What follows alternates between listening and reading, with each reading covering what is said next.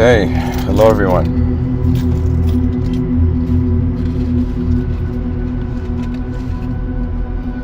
I've reached the 2.1k episode.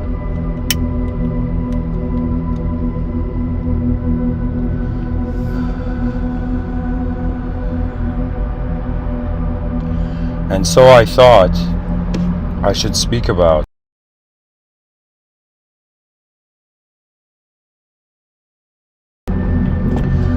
something which is personal to me, but the imagery of it, maybe others might relate.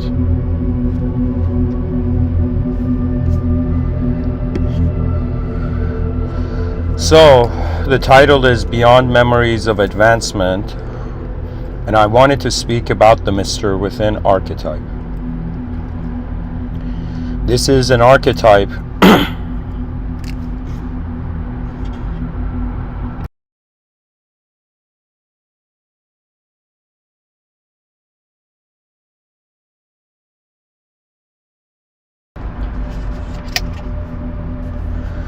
that is literally my life.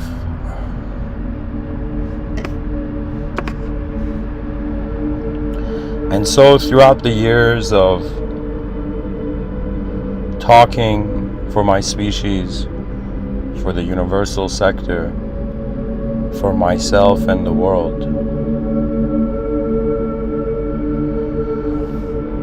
throughout this time I have gotten more and more of a sense of what I could have been as a being before this lifetime, and what the Mr.Within idea represents.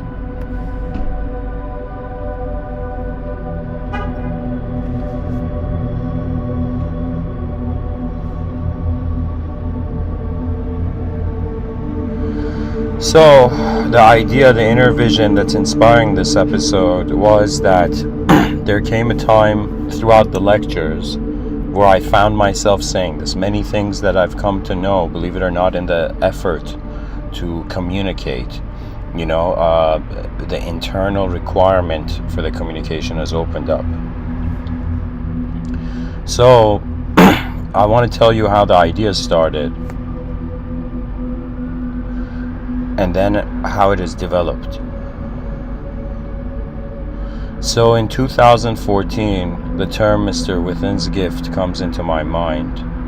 There is something that I think it had to do a little bit with my ego, where I felt no one in human history had put the word Mr. and the word within together.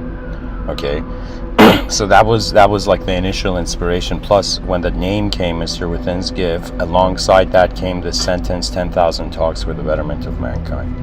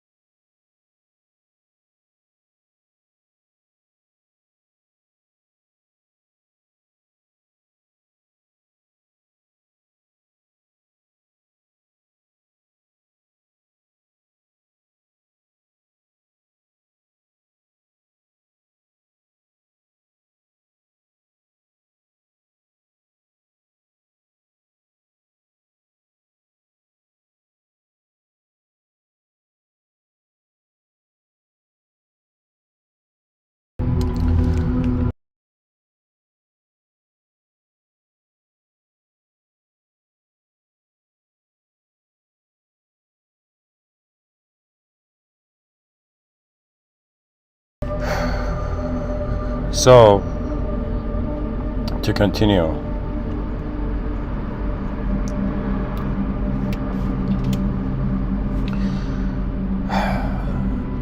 the idea, the name came, and the idea for 10,000 talks for the betterment of mankind came. And so I think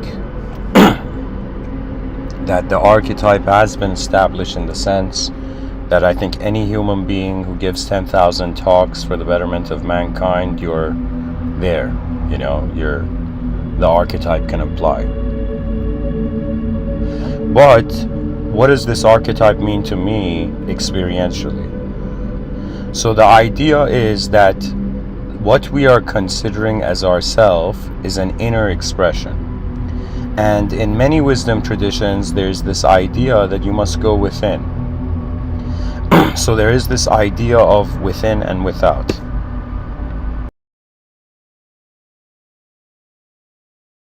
But there's also this other idea that those who truly go within, there's no longer a within or without.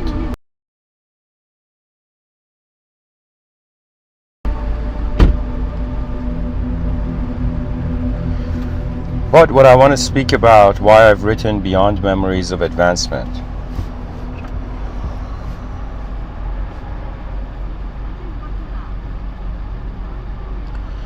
is throughout the talks, I was pointing to this earlier, throughout the talks, I suddenly got this sense,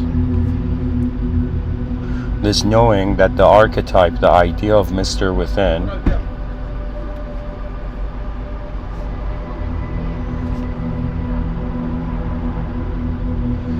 is an archetype that arises when civilizations are ready to advance. The way I experience my inner life and the way I experience my outer life differ. In the outer life, I'm a biological entity. I receive sensory information and I function. Behind my eyes, the sensory information has an ability to amplify. Something that I don't know how I noticed or learned.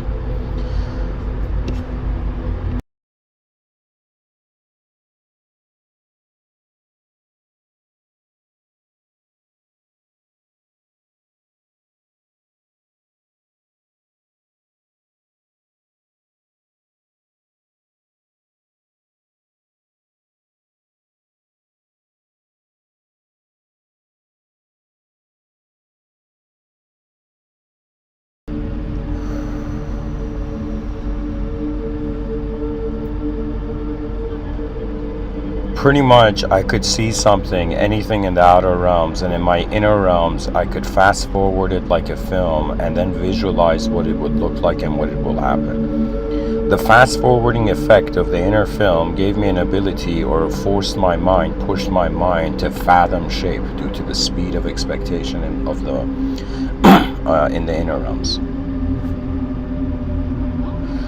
Throughout these talks, the sense of who I am as a being has changed multiple ways. If somebody tells me, who am I, or who are you, there's multiple answers to it now. Before, there used to be a simple answer, I am me,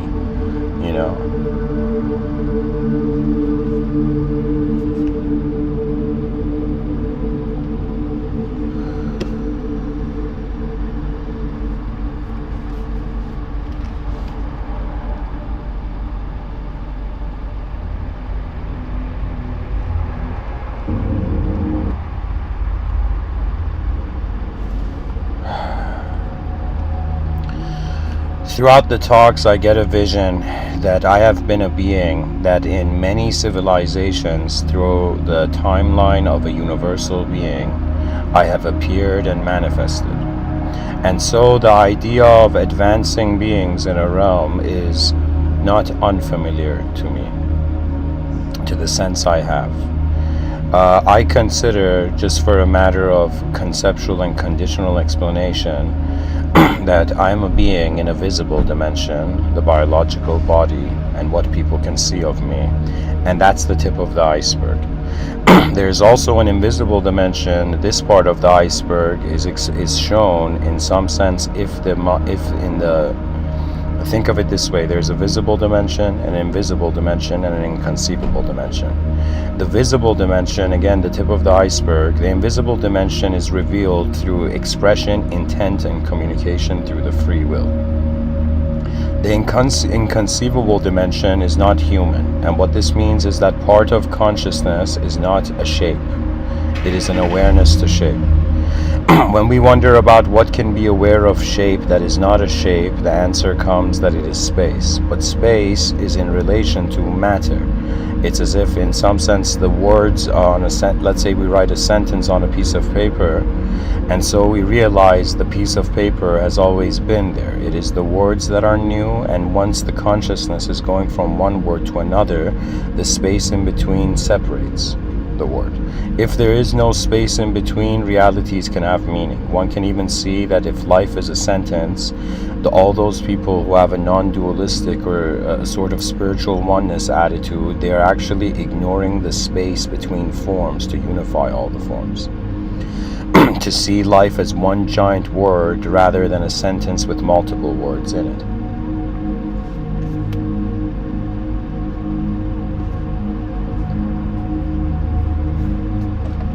The inconceivable dimension is where it gets interesting. The inconceivable dimension is the dehumanized access to reality.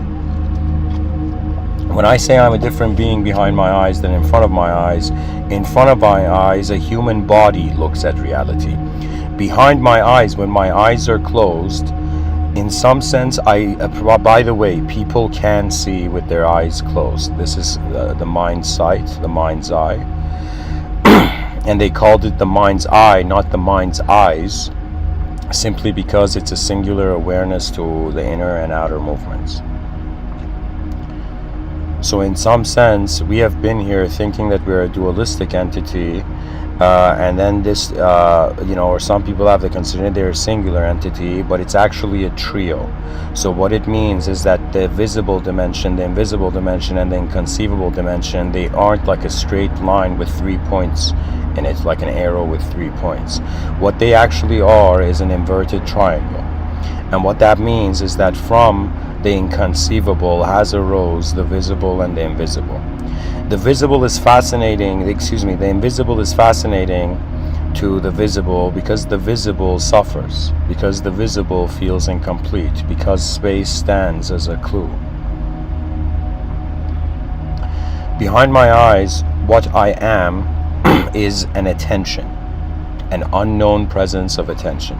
We all, behind our eyes, are an unknown presence of attention, and by the whim of our attention, by a single movement in the inner realms, you can project reality, and it's so instantaneous, it's hilarious. In the same way that a person gets hungry, and for a second there comes this image of them walking to the fridge and having opened the door and, getting food. Right, so similarly, it's as if the mind has mastered the ability of instantaneous projection of reality through the single directing of the attention. So what I'm trying to say is that the association of self, in front of my eyes, I'm a self in a world. It's a physical relationship. Behind my eyes, I am, in some sense, a space where inner events alongside the physical reality can project, and just like how planets align, the idea behind your eyes and the world in front of your eyes can align to have meaning. There is this thing they say that in order to learn anything, you need to assign meaning to it. But the question comes, what is assigning meaning and in some sense believing in the relationship?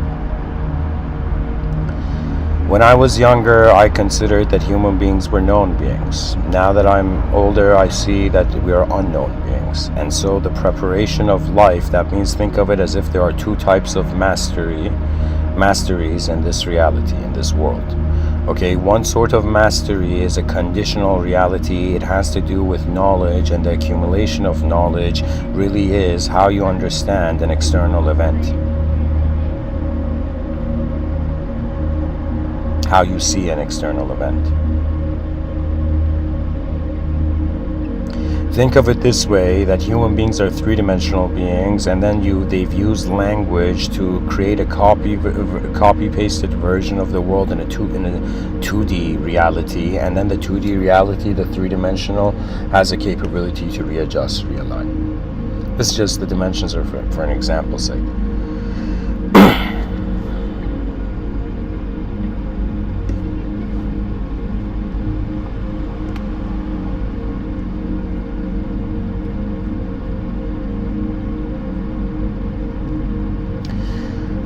When I say that as a human being on this earth, throughout the talks, I suddenly got a memory of my attention, in some sense, assisting various different types of civilizations in reality, I have come to the consideration that if there was a life before this life, I was space. I was a sector of space, or a presence of space. And so imagine the cultivation of an ability where it's not just you're training yourself to know things, but you're training yourself to actually come to terms with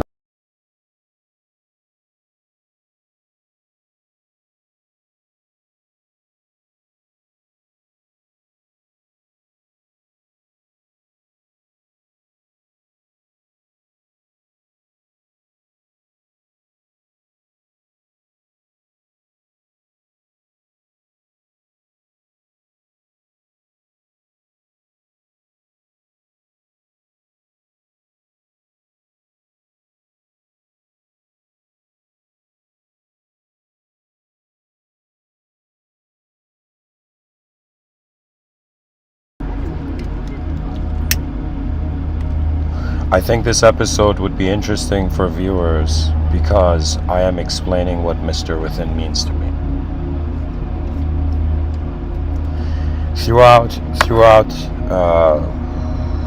Okay, no. I was going to the point that training in the unknown. So think of it this way: if there are three levels, a visible level, an invisible level, visible level, an invisible level, and an inconceivable level.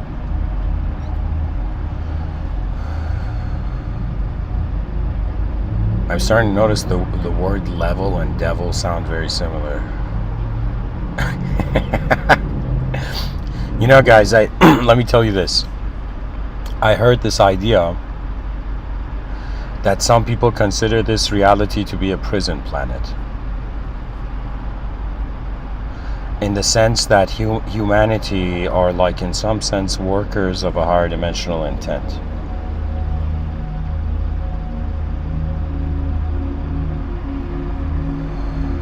What I'm trying to tell you is that in certain circles, in certain contexts, there is this view that the ego, due to its dualistic nature, is in the governance of chaos. And when we think of it this way, the chaos was in the outer realms, and there was order. Imagine the chaos was in the outer realms and the order appeared in the inner realms. But then when the order was established in the outer realms, the chaos moved to the inner realms.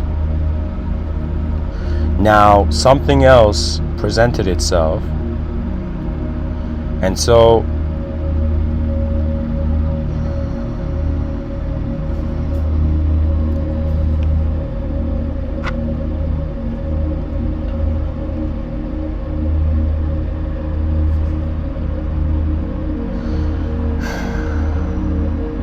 pretty much duality can be seen as the devil, okay? The realm of chaos. Singularity is seen as order, but due to it being a trio, it's the inconceivable level, or the inconceivable dimension.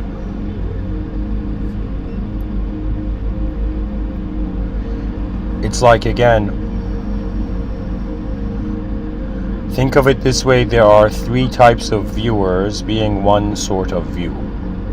One viewer has access to physical reality, the other viewer has access to non-physical reality, and the third viewer has access to the relationships and synchronizations of the visible and the invisible.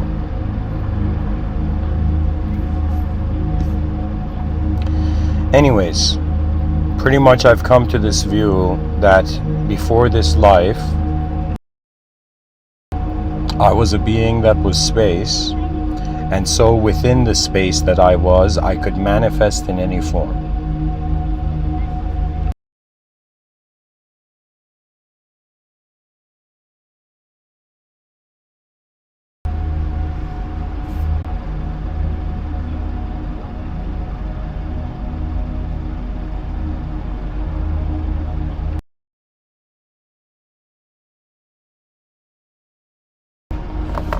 I got visions that I've been different beings appearing, manifesting at phases of civilizations, of species that are ready to advance. Think of it this way: the responsibility level of the type of consciousness we find on Earth is to handle its body. But imagine that your body was the Earth. So right now, let's say you have the biological, physical, evolutionary body, so you have an ability to move this body, right? But if your body was a planet, it would be equivalent to having an ability to move as a planet. Do you know? Now imagine if your body is the size of the cosmos. Then with a mere intent, the cosmos can move.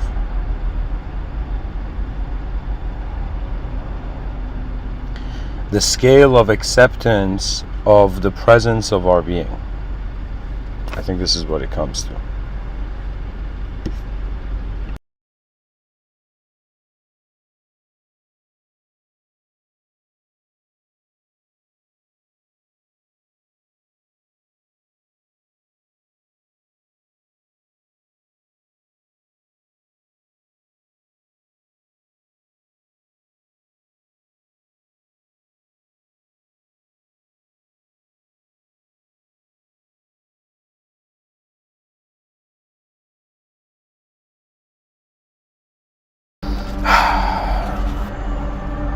The spirit of advancement, the archetype of advancement, the archetype of the advanced humanity, the archetype of advanced civilizations. Advancement is the purpose of all beings interacting with a sense of their own future. It was not enough that we existed and so experience bloomed, and we will soon come to a time where experience will not be enough, the experience of existence, and we will become. So think of it this way: body wasn't enough, we became mind. Mind wasn't enough, we will become something else. Throughout these talks, the phrase "rise, mankind, rise" has echoed in my mind.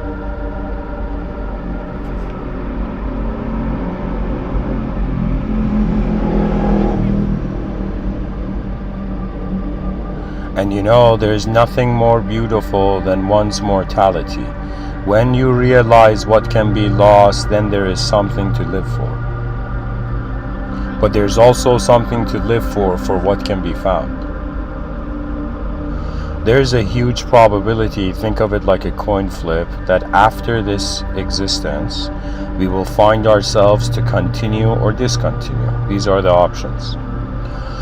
If you discontinue, there's no preparation required, but if you continue, then preparation is required.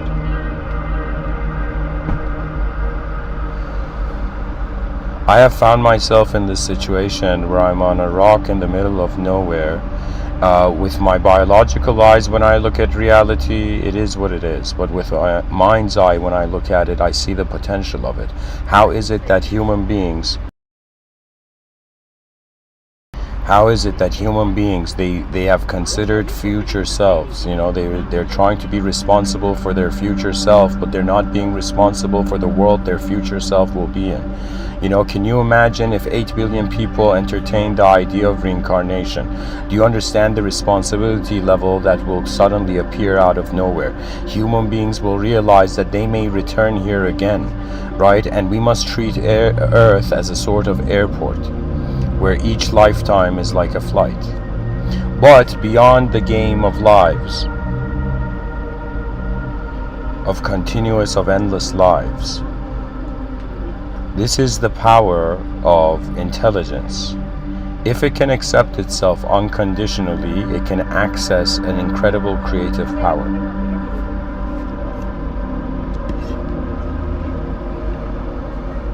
In the subtitle, I've written the Mr.Within Archetype, but before,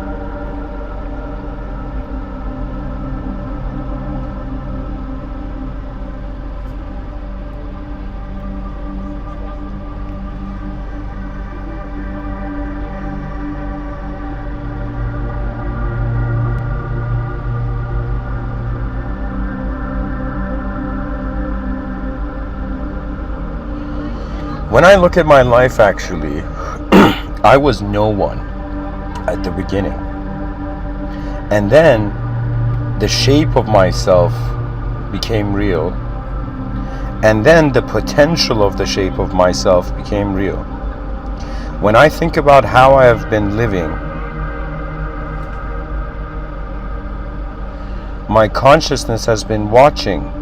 The presence of my intelligence has been watching reality come and go. Do you know, imagine we think that we have to find a road, we have to find a path, but imagine we are the road that all the changing stuff in reality is passing through, is crossing. Pretty much with the consideration of these three views, the visible dimension, the invisible dimension, and the inconceivable dimension, my attention, my psyche has in some sense attempted to formulate strategies.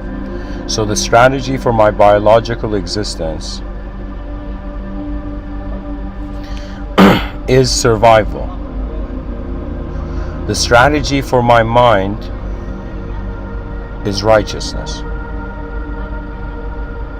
The strategy for my soul, the inconceivable, is remembrance.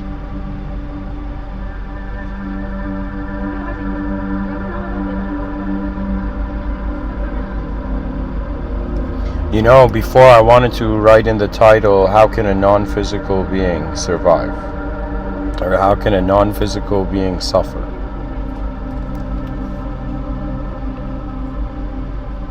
The species is not prepared. We're not prepared to live multidimensional lives.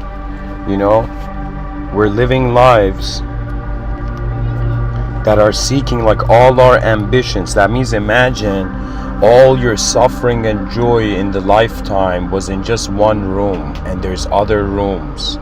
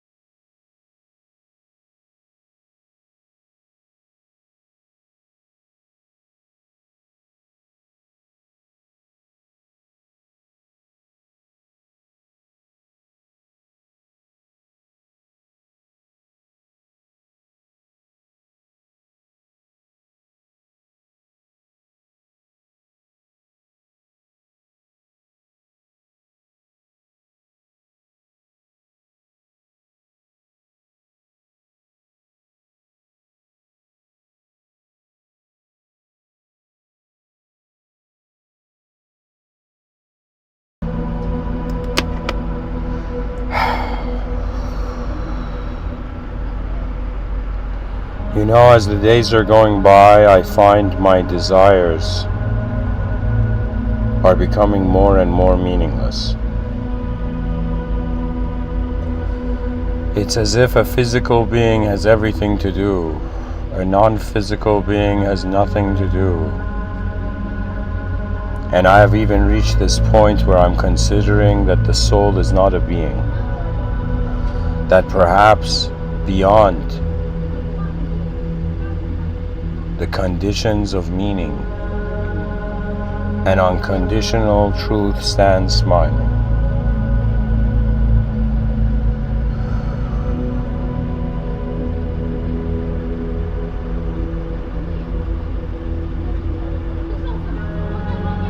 And so how important are our efforts?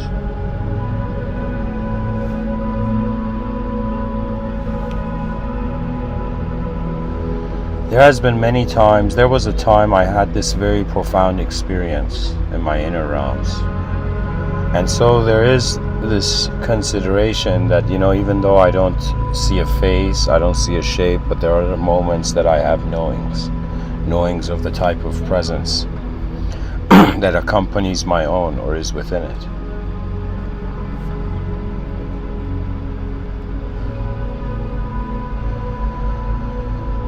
And it might be too bold of a statement to say that I have seen God, but I would say I have noticed an attention. Just like an ant can be seen by human beings, there has been moments where I have felt the attention that is present in the same moment as I am is not just mine.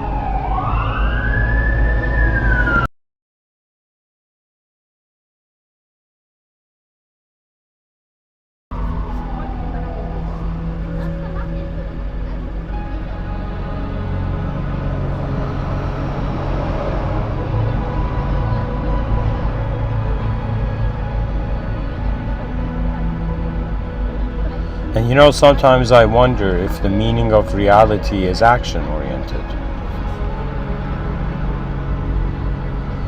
It's as if what passes through the finish line, we know it's not our body, and we know it's not the attachments of the ideas to our body.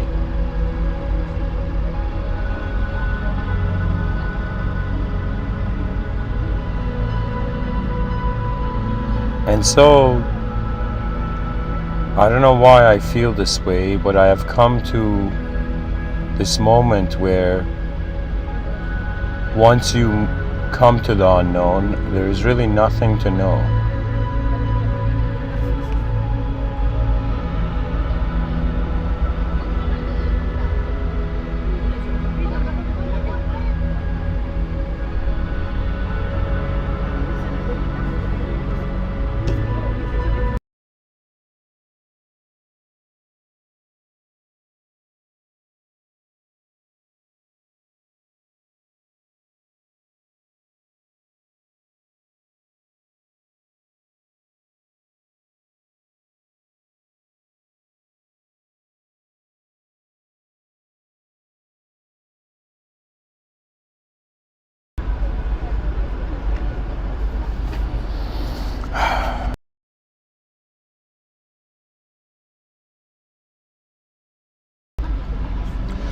My first approach is that I don't know.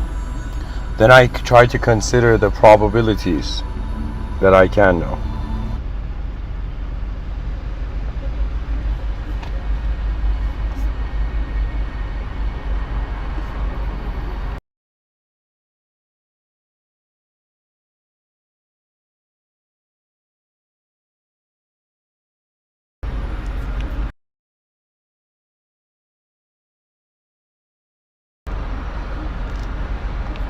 An archetype that is like a finger pointing to the advancement of all being.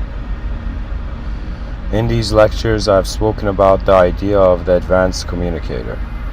The advanced communicator, I define it as the most advanced communication of the universal sector. It could be that this biological existence is a phase in nature, and upon the realization that one's existence is being experienced in an unknown way, an unknown life begins. One thing we know that from the beginning of life has happened is that whatever we hold on to, I shouldn't say whatever we hold on to, but I'll say it this way. We say my body, we say my mind, we say my soul, but who is that my? That my is a presence. And if humanity can become content with its presence, both in the sense of a noun and then in the sense of a verb, both in the sense of the known and also the sense of the unknown.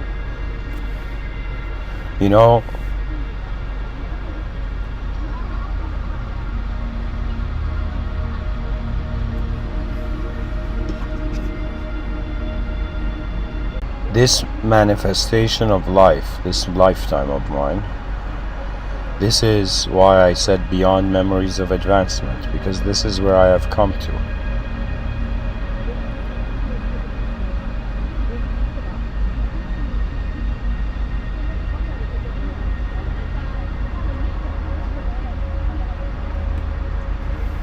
You know, just like when somebody is younger, there are things that bother them.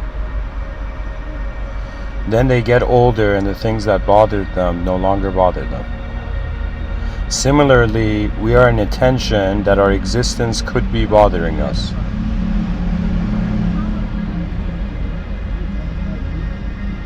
But there will come a moment where nothing can bother nothing.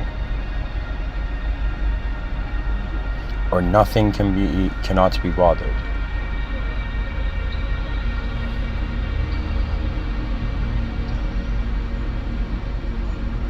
You know, I had this idea that what if I can't complete, I even gave a talk dedicated to this, I think.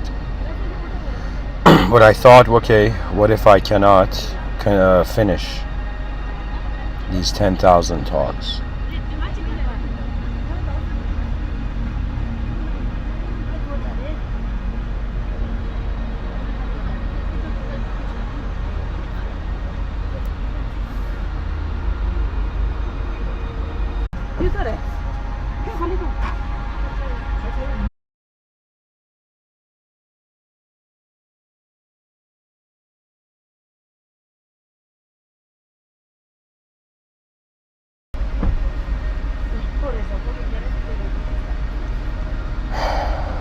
Where perhaps even meaning must be renounced.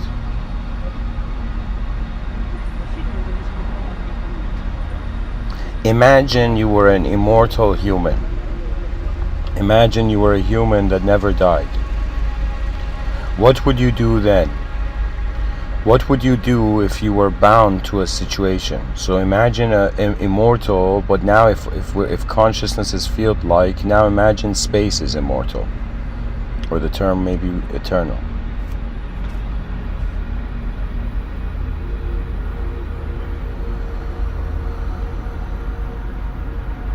It's kind of a fascinating idea if there is, or if there never was, the death of the essence of life.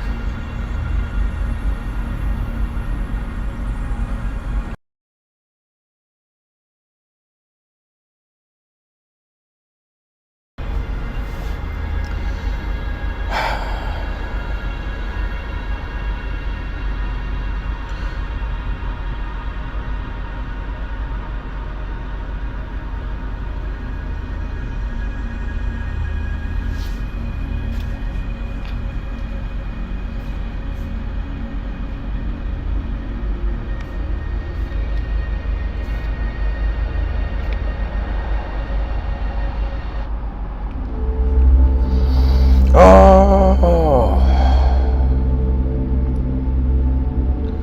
why am I here? Why is everybody else here? Why is the world here? Why is there an attention that is here? Why is the here here?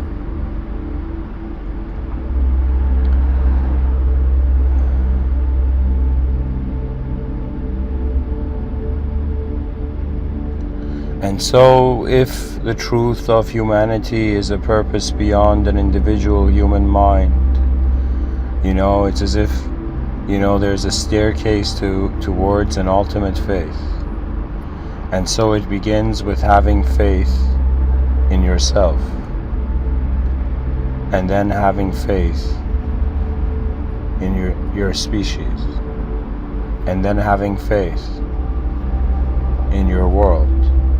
And that reaches the simulation of the conditional. And so beyond the conditional reality, I have been this person talking about advancement. You know, if I get married one day, you know, if, you know, let's say I have kids too, and my wife and kids say, you know, what else do you love the most after us? And let's say after my family and all of this. I would say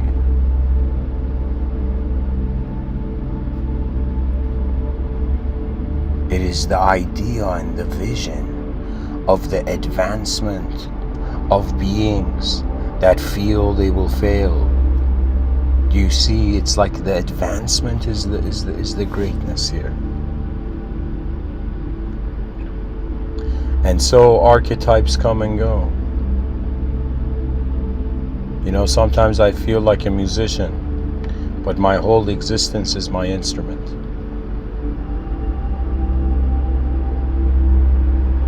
And so everything that happens to me, in my reality, it's a suggestion of how the instrument has been played. And the instrument is not the player. And neither the music is. Yet, it's required. You see, it's as if the soul is using the body like an instrument to play the mind, the melodies of mind. And so regardless of how beautiful and how fascinating the melodies of the mind are, if the player thinks it is the sound, it is the music it is creating, it has forgotten what it is. And so, as a human being that has experienced the visible, as a human being that for many years I've looked at, experienced the invisible, the inner realms.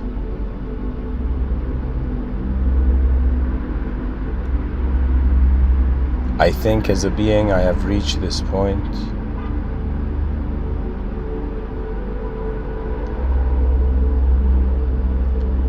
where the victory of truth is how it was originally here. As the memories of the original earth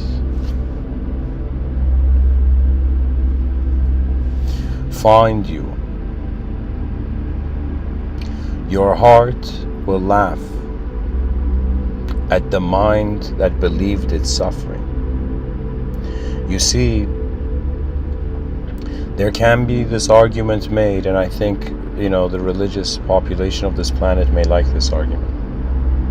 But the idea is that God is where your attention has gone to. Where your attention, as if your mind was a bird, the branch it has landed on has become its truth.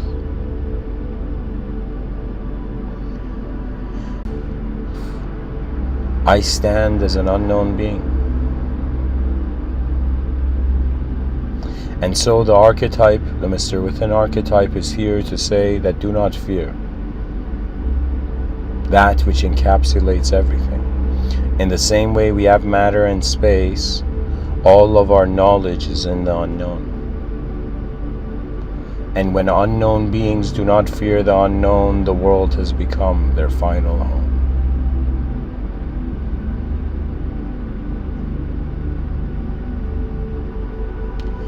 You know, there is a complex view, which is, you know, all the strategies involved, and then there's a simple view.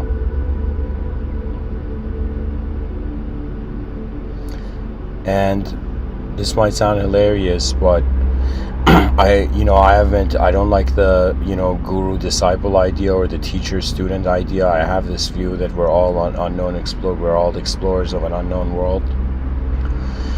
Really, that's what's going on, and the explorers can share their findings pretty much. But if I was to think that I'm some sort of guru, the only disciples that I will consider I have had is my body and my mind. My mind is an inner event. The self is abstract and moves way faster than the outer realms, and it's conducted by attention. In the outer realms, I'm a biological entity, and this is something important for people to know. The faster your inner life moves, the less your attention cares for how your outer life is. This is also similar to samadhi.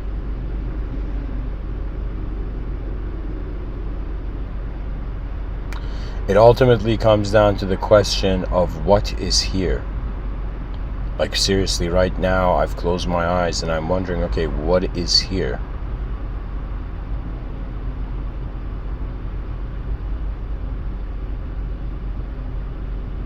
And so I feel my body, like I notice my body.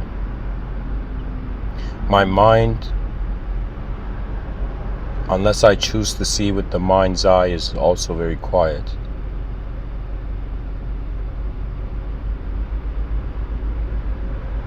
So I notice my biological body, I notice my imagination, which I have a sense that it's being projected outside of my body. So what I mean is that the way I experience seeing my inner events is actually like give it like a meter or 2 meters in front of my eyes, but while my eyes are closed. Like that's the sensation.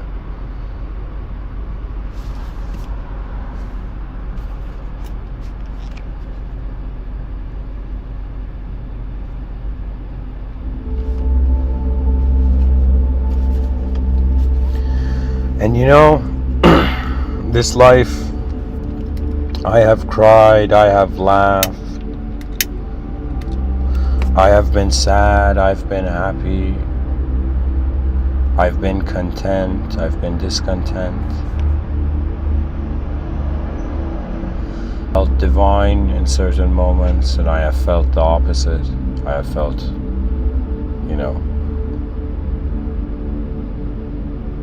unworthy. But the cool thing is, it goes forth. It shows you. Our true guru is what we are experiencing. Until the experiencer is found.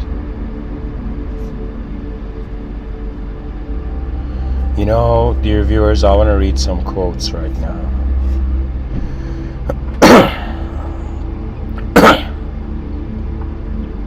There is a quote from Gary Ryan. He says, advancement only comes with habitually doing more than you are asked. I would say advancement comes when you care for that which is more than what you see.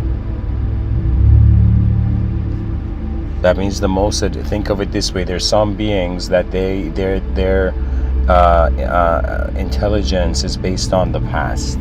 That means their emotions, their ideas, their behavior, it's all based on the past. Then there are some beings who have realized the past is like an archive. So they keep the archive there, or they notice it, and yet their attention is in the present. So think of it this way. We have like the lower level, which is a being identifying with being responsible for its past. Then we have the next level, a being being responsible for its past and its present.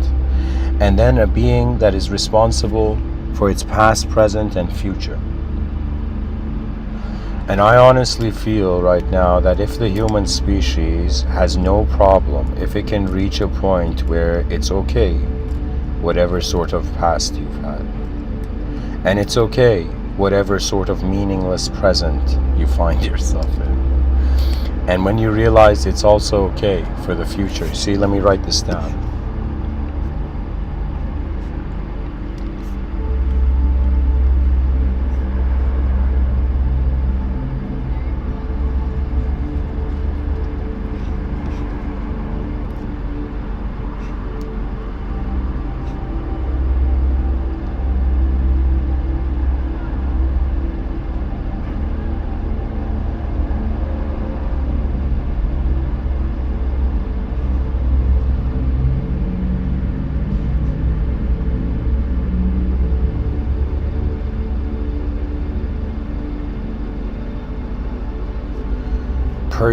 Percival Lowell says imagination is as vital to any advance in science as learning and precision are essential for starting points.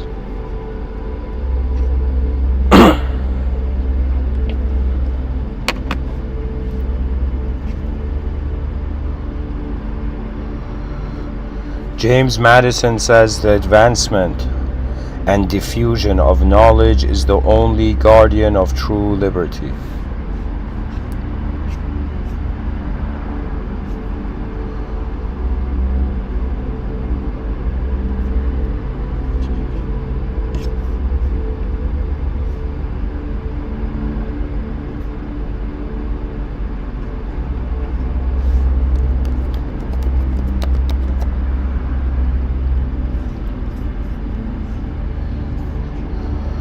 So before I go into the quote tunnel, I'm gonna write some stuff here.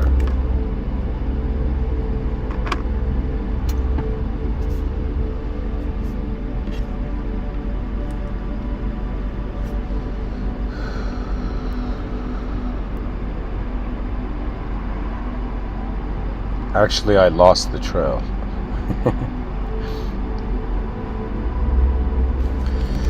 Okay, here. Let's go through this.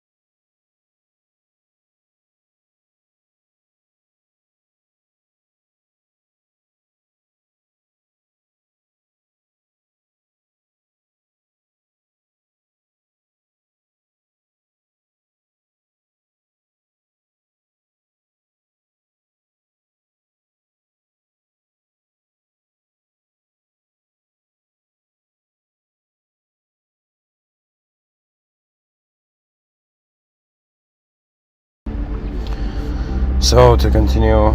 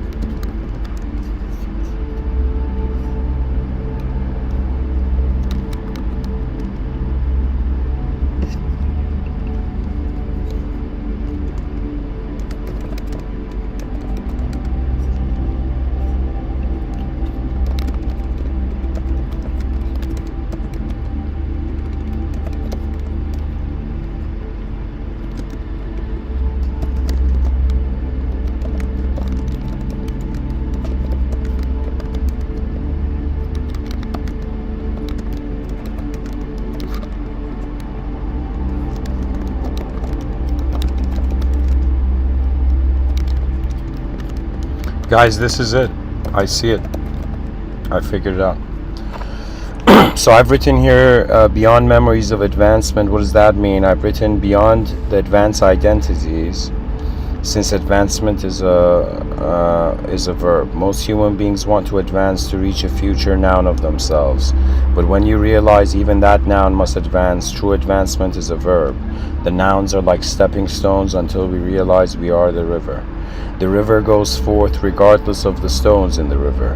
What is being suggested here is that humans are conditioned at a lower speed than the intelligence of this world is happening. It comes down to this statement. You were an unknown noun and you discovered the known noun. Then the known noun discovered the known verb. Then the known verb discovered the unknown verb. So what does this mean? Let's say there are four, again I'll use the word levels, or four checkpoints, okay? Or four modes that intelligence in space maneuvers. So when I say you were an unknown noun, think of the evolutionary biological entity unconsciously moving without any calculation of the actuality of the world that's here, right? So this is like unconscious instinct. And then suddenly we became conscious, okay? So this is when the unknown noun suddenly shifted. We were just this biological entity moving around without an awareness of itself, and then it became aware of itself.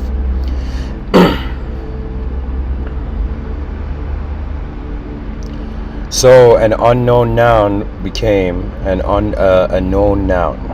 Now the known noun is the conscious entity, and that's like the biological individual, okay? Then the known noun discovered the known verb, right? Many people have this view that the soul, I mean, it is a valid view, but they have this view that the soul is the pure stillness and silence of reality. It's the background of the background.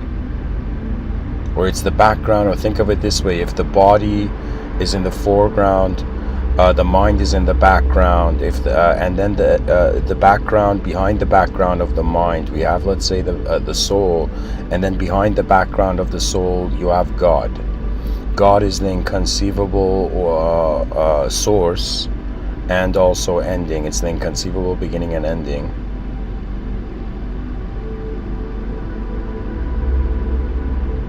Or let me say it this way.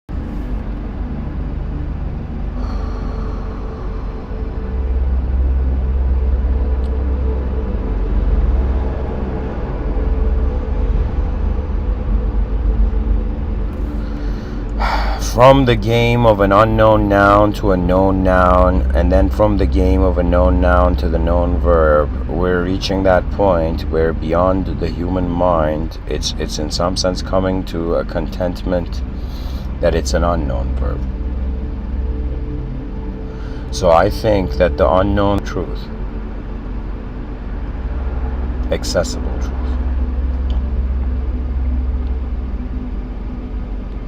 which is another way of saying if the human mind on a rock in the middle of nowhere has gone through a massive storytelling process of assigning meaning to everything, once it realizes the meanings, let's say the inner life cannot complete the outer life,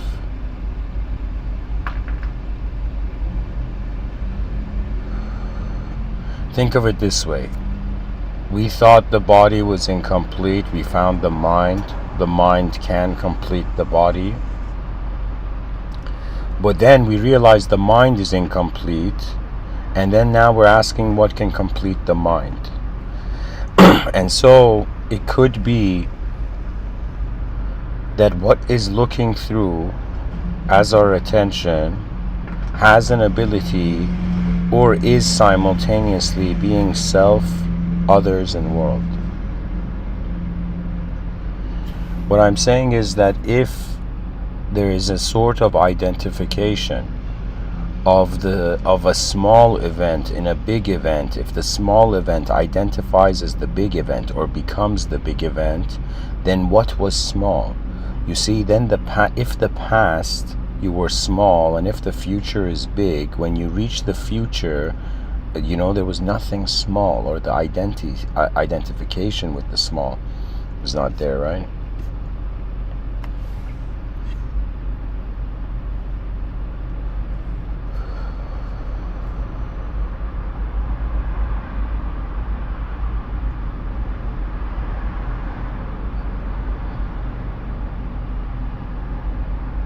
You know what's hilarious? I've honestly reached this point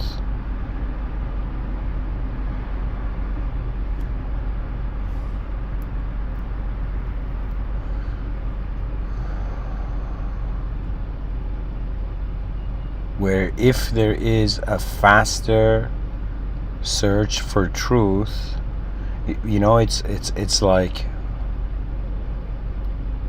something that moves fast is comfortable. Let's say, or let me say it this way, the more you're comfortable surpassing your past,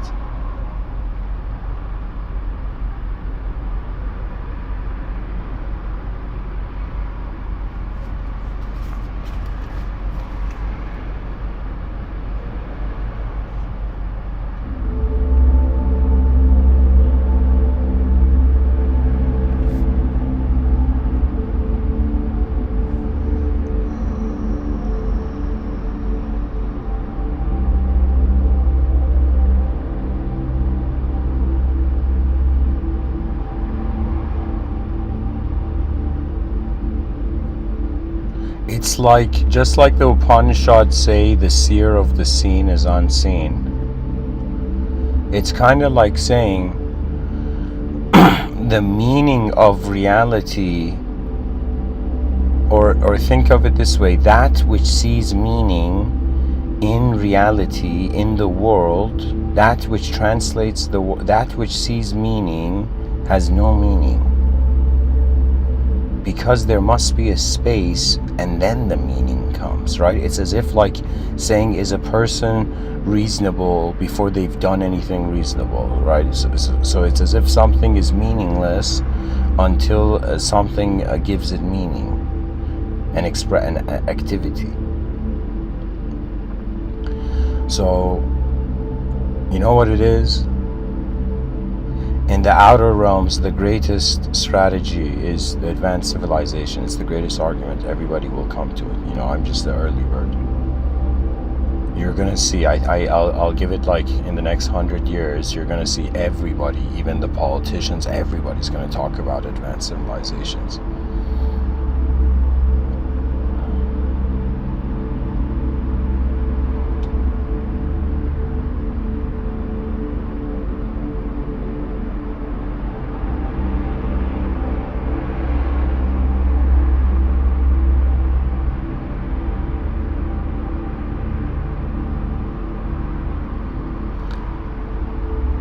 It's hilarious. We are living to live, even though we know that we will die at some point. We will leave. We will move on.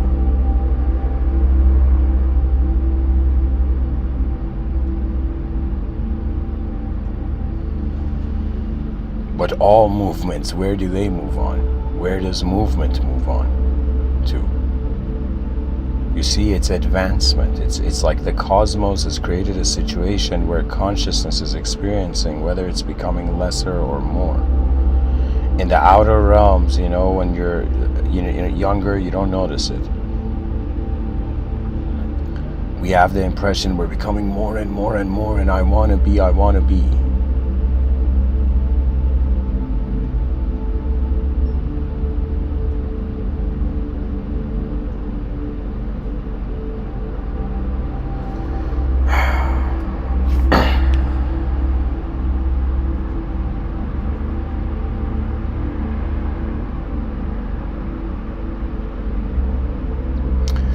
so, what can a being that has manifested endlessly at the dawn of advanced civilizations, what can that being do? You know, what if I suddenly remembered that I had built advanced civilizations countless times, myriad times.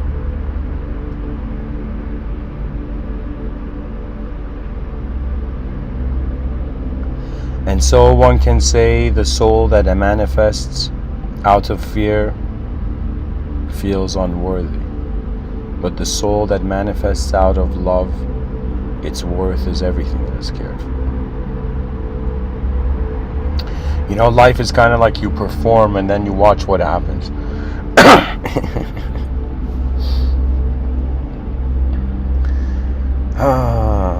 I wanted to say if there's any questions, but it says 0 viewers.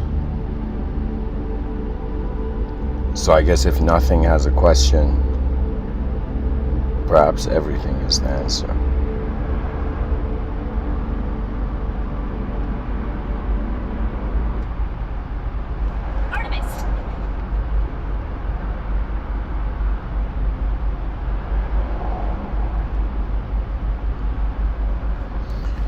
You know, guys, maybe I'm a little exhausted right now. I feel this episode could have had more depth.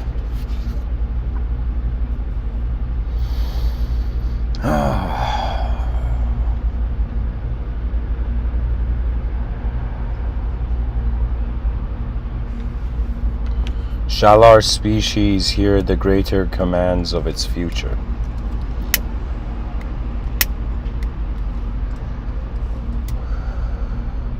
And so what will happen after the species cultivates a peaceful heart? What will happen even if we reach an advanced civilization? What will happen after the greatest advancement? You know, I often think about this. Let's say everybody who was looking for truth, they suddenly became it. What else can truth do? And you know, I gave this talk, God alone is, as a sort of, you know, response to God, I gave this talk, God is alone, as a response to the sentence, God alone is.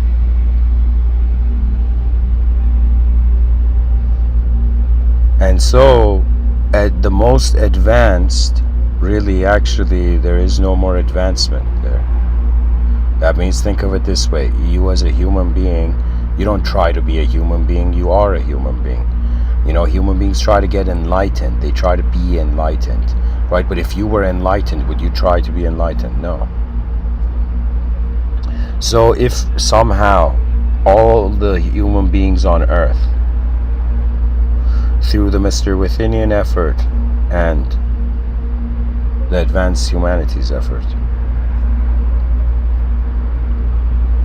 if we all reach the point of the most advanced, you see, like, oh my God, you see, let's say you're a swordsman back in the day, and you have reached a point where you are the most advanced swordsman. You are the most advanced swordsman in the land. You will realize, upon reaching that advanced ability, then the challenge comes to face yourself. Perhaps the intent of the original divine, the intent, and of course I'm speaking as from a philosophical perspective, perhaps God is waiting for everything else to realize it's God. So then God can face itself. You see, I'm pretty much saying this is of course a humanized, you know, way of talking about this, but from this humanized perspective, there's an important idea here. What are the most advanced beings doing? That means, imagine right now we're on Earth, people are trying to like be like, yo man, I'm better than you, shut up, you know.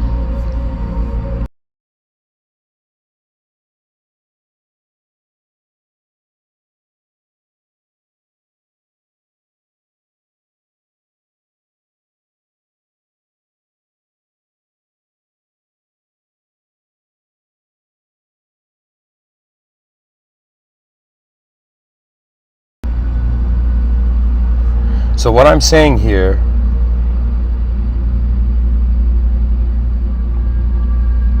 is that the most, right now human beings are facing off competition, you know, industrial competition, competition between people in different careers.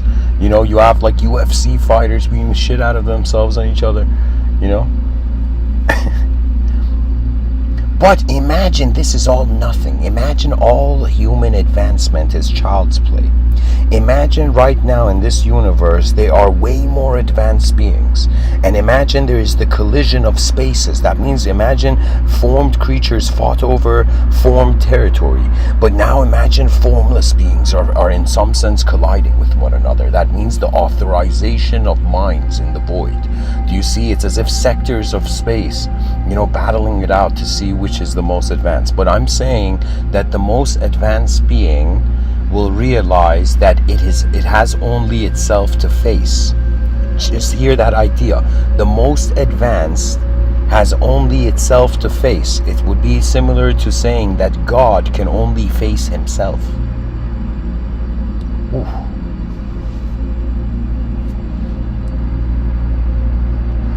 So the most advanced, you know, their outer realm competition finishes. It's like, again, like this idea, you know, once I had in my inner realms, playfully, I had this vision that I was this sort of monk and there was this temple and I had like a sort of, you know, not a spear, but a stick, like a long stick. And I remember just seeing, this was just an inner vision, guys, hear this playfully. I remember seeing as if I'm guarding this kind of place, this temple where there's people in it. And then there's around like savage, like think of like I don't know, maybe like 10 to 15 savage beings coming. And my mind playfully saw that in some sense, rather than destroying, I was in some sense, what's the term?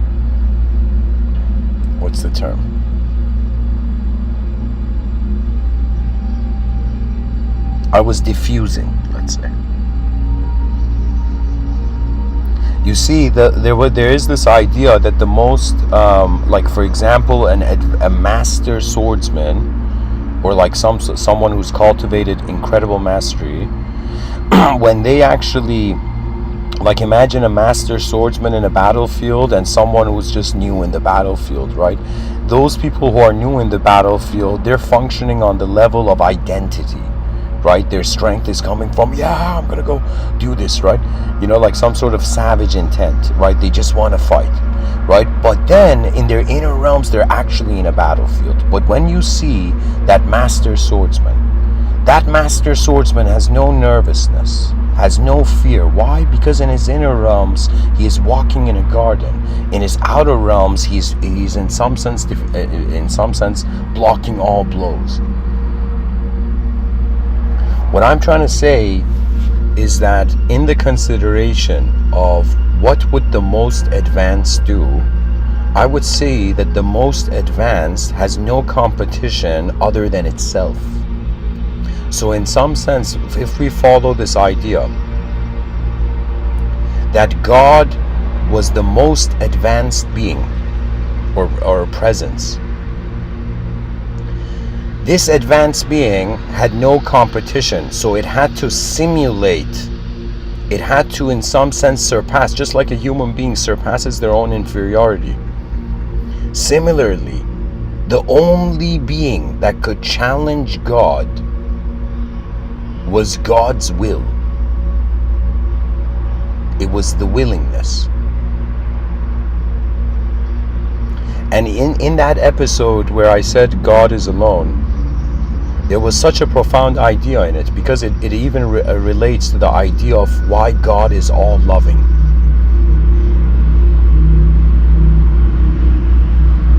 in the sense that a supreme being, was the only being.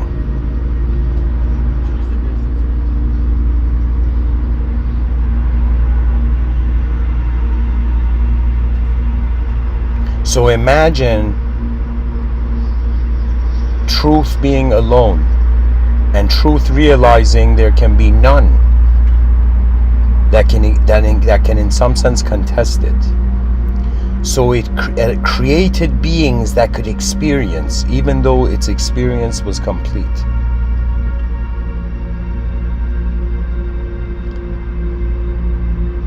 The love that truth has for untruth is magnificent.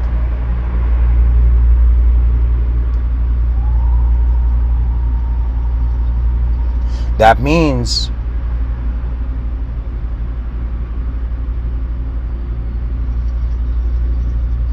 truth cannot be untrue in the sense of a necessary being.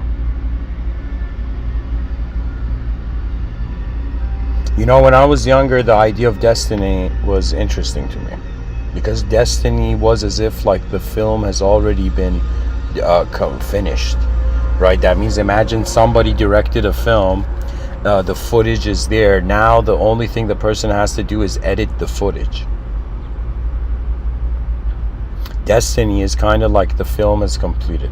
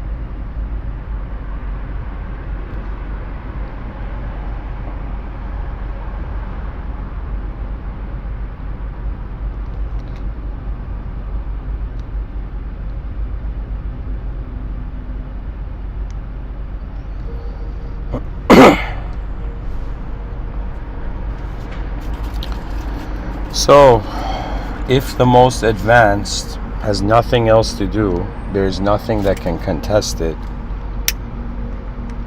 Let's say you right now listening, you have become the most advanced being. Then the idea of advancement either no longer has meaning, or the advancement is beyond yourself. Perhaps God created the world to go beyond, to be beyond itself. Right now, human beings, you know, there's the sentence they say, man is made in the image of God. Human beings use a creative force to surpass themselves, their effort.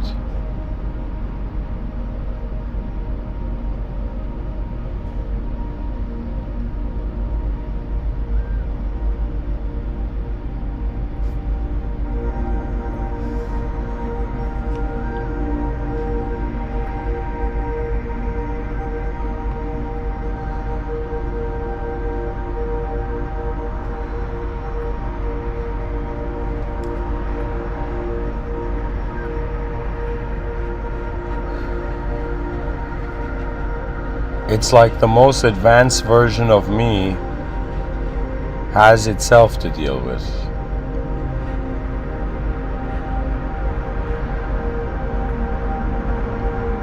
How is the idea of self different than the idea of world? Right now, you know, the same way my attention is to my body, my eyes are open, I see my body, I see the world. right? So the thing that separates the world and my body is just the ability of movement.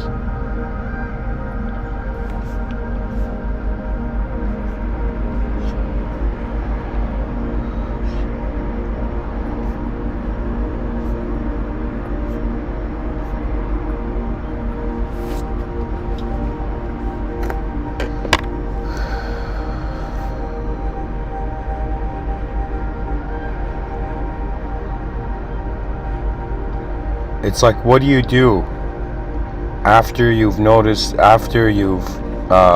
played the visible game? What do you do after you've played the invisible game? All that is left is to discover the inconceivable player. The meaning of life could be beyond life's meaning. And I'll leave it there. Thank you for listening. Rise, mankind, rise. And the winds of evolution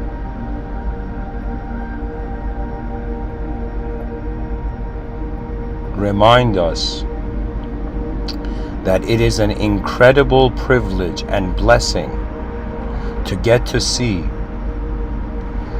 not just our outer life and our inner life or any type of life, but our advanced life.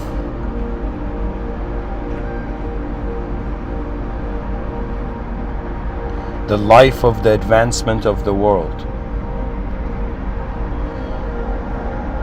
The presence that smiled because it's untouchable.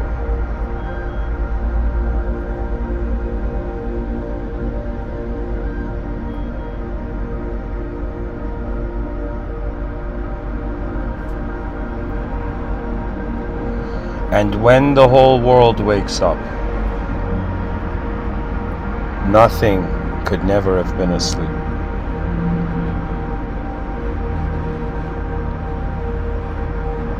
Rise, mankind, rise.